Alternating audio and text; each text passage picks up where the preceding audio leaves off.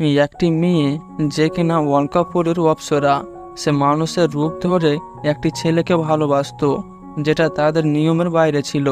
তাই অলকাপুরের রাজা মেয়েটিকে অভিশাপ দেয়, বলে যেহেতু তুমি একজন পরী হয়ে একটি সাধারণ মানুষের প্রেমে পড়েছ, তাই আমি তোমাকে অভিশাপ দিচ্ছি।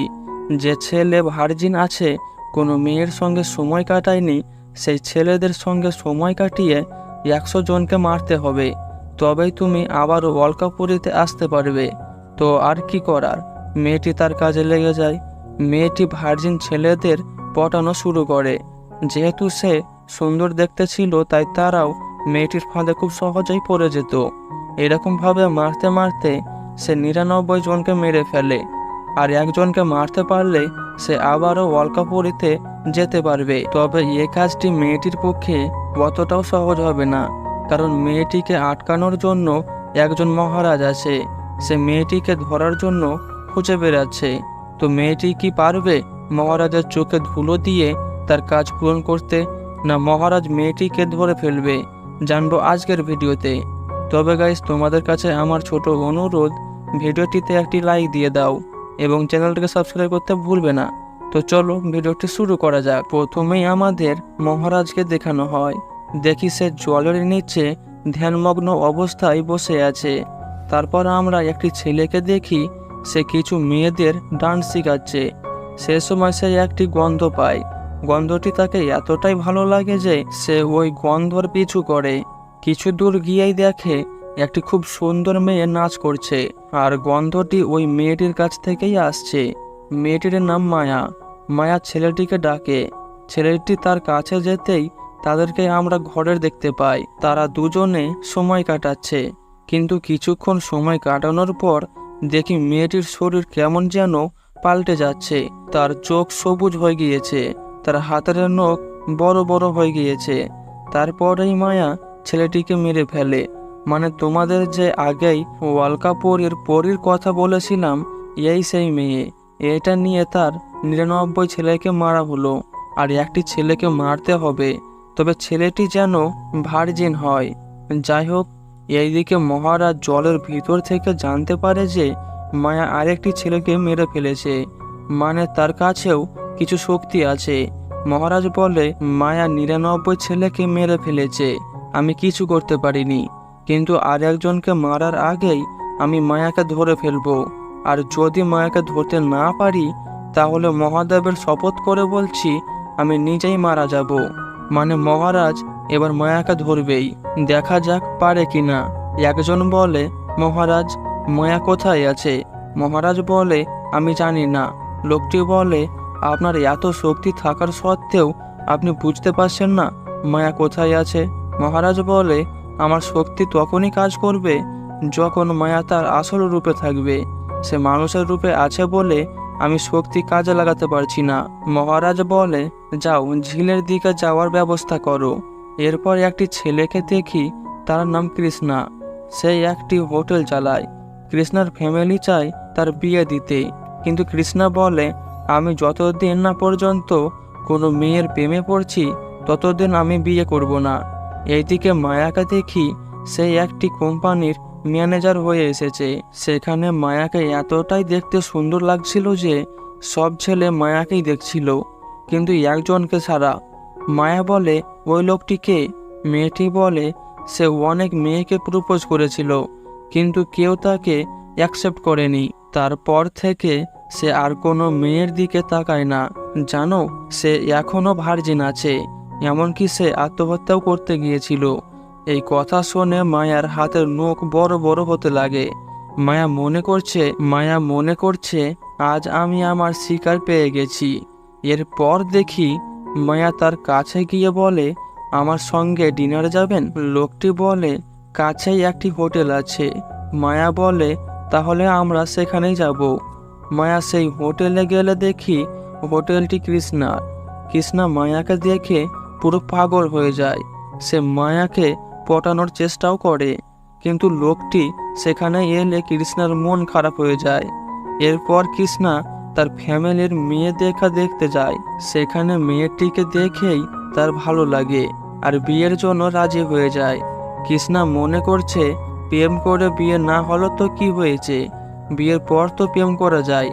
এইদিকে মায়া ভদ্রাকে বলে, আজ রাত পৃথিবীতে আমার কাজ শেষ হয়ে যাবে। এই পুতুলটির নাম ভদ্রা, সে কথা বলতে পারে। সেই সময় লোকটি সেখানে চলে আসে। লোকটি ঘাবড়াচ্ছে দেখে মায়া বলে, তুমি কোনো টেনশন করো না, আমি জানি তুমি ভার্জিন, তাই তোমাকে কিছু করতে হবে না, যা করার আমি করব। তখন লোকটি বলে, আমি তোমাকে কিছু বলতে চাই, আসলে আমি ভার্জিন নই, আমি এর আগেও এই কাজ করেছি, তাই আমি জানি আমাকে কি করতে হবে। এই কথা শুনে মায়া পুরো আগুন হয়ে যায়, কারণ লোকটি ভার্জিন বলে এত কিছু করলো, আর এখন বলে কি না সে ভার্জিন নয়, আর তার নিজের আসল রূপে ফিরে আসে, আর লোকটি সেখানেই মারা যায়। তবে আমরা নিচে আরেকটি মেয়েকে দেখি। মেয়েটি কে সেটা আমরা জানি না, কিন্তু আমার মনে হচ্ছে মেয়েটি সম্ভবত মায়ার সম্পর্কে সব জানে, আর সে মায়ার পিছু করছে। মায়াকে দেখি লোকটিকে মেরে সে একটি গাছে বসে কান্না করছে। তখন আমাদের কিছু কথা বলানো হয়, বলে এই এক মানবের প্রেমে পড়ে তুমি দক্ষিণী নিয়মের নিয়ম ভেঙেছ, খুব সুন্দর রূপ ধারণ করে এমনই 100 জনের প্রাণ নিবে, তখনই তোমাকে ওয়ালকাপুরী আসার অনুমতি দেওয়া হবে।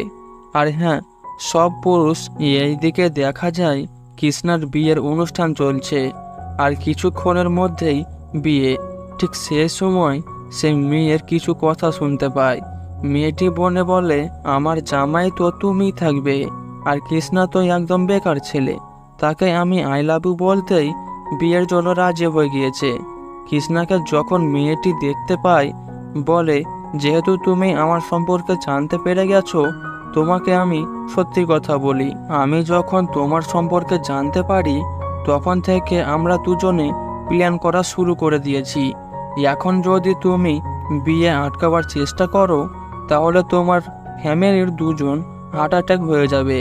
মেয়েটি মনে করছে যেহেতু বিয়েটা এত দূর চলে এসেছে তখন কৃষ্ণা আর বিয়ে আটকাতে পারবে না, তাই তাকে ব্ল্যাকমেল করার চেষ্টা করে। কৃষ্ণা মন খারাপ করে তাকে কিছু না বলে চুপচাপ সেখান থেকে চলে আসে এবং কাউকে কিছু না বলে উপরে চলে আসে আর একটি চিঠি লিখে। চিঠিতে লেখা ছিল, আমি কোনোদিন ভাবিনি আমি এমন চিঠি লিখব, এটা আমার জীবনের শেষ চিঠি, আমি আর পারছি না।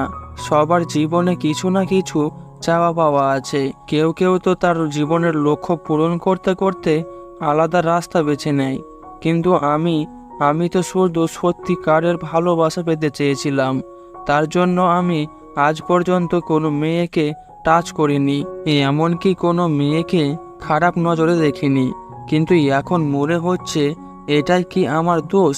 আমি সবাইকে ভালোবেসে গেছি, কিন্তু আমি কি পেয়েছি? আমার মৃত্যুর কারণ শুধুমাত্র আমার বোকামি।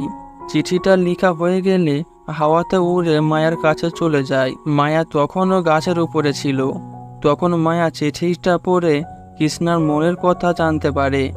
মায়া দেখে কৃষ্ণা নিচে গলায় দড়ি দেওয়ার চেষ্টা করছে। মায়া ভাবে, আমার শিকার পেয়ে গেছি, কিন্তু সে যদি মারা যায় তাহলে তার লক্ষ্য পূরণ হবে কিভাবে? এই ভেবে সে কৃষ্ণার দড়ি গাছ থেকে খুলে দেয় আর এমন ভাব করে মনে হয় সেও মরতে এসে গাছ থেকে পড়ে গেছে। মায়া বলে, আমার কপালে ভালোভাবে মৃত্যুও হবে না। কৃষ্ণা বলে, কিন্তু তুমি কেন মরতে এসেছো? মায়া বলে, আজকাল সত্যিকারের ভালোবাসা পৃথিবীতে আর নেই। কৃষ্ণা বলে, কিন্তু আমি তো তোমাকে হোটেলে একটি লোকের সঙ্গে দেখেছিলাম। মায়া বলে, সেও আমাকে চিট করেছে, সে যে তাকে মেরে ফেলেছে সেটা বলে না। এই বলে মায়া কৃষ্ণাকে কিস করে, তারপর বলে, আমি আর মরতে চাই না, কারণ তোমাকে দেখেই আমি তোমার প্রেমে পড়ে গেছি, এখন আমি তোমার সঙ্গে বাঁচতে চাই। এই বলে সেখান থেকে চলে যায়। তখন দেখি সে আবারও চেঞ্জ হয়ে যাচ্ছে, তার শিকার পেয়ে গেছে। কিন্তু কৃষ্ণা তো আর জানে না মায়া কি জিনিস, জানলে তার ধারে কাছেও আসতো না। সে জানে না বলেই কৃষ্ণা মায়ার জালে পা দিয়ে দেয়, মানে কৃষ্ণা মায়াকে ভালোবাসতে শুরু করেছে। তো মায়া কি কৃষ্ণাকে মেরে দিবে না মারতে পারবে না, জানবো পরের ভিডিওতে। তো দেখা হচ্ছে পরের ভিডিওতে। Thanks for watching.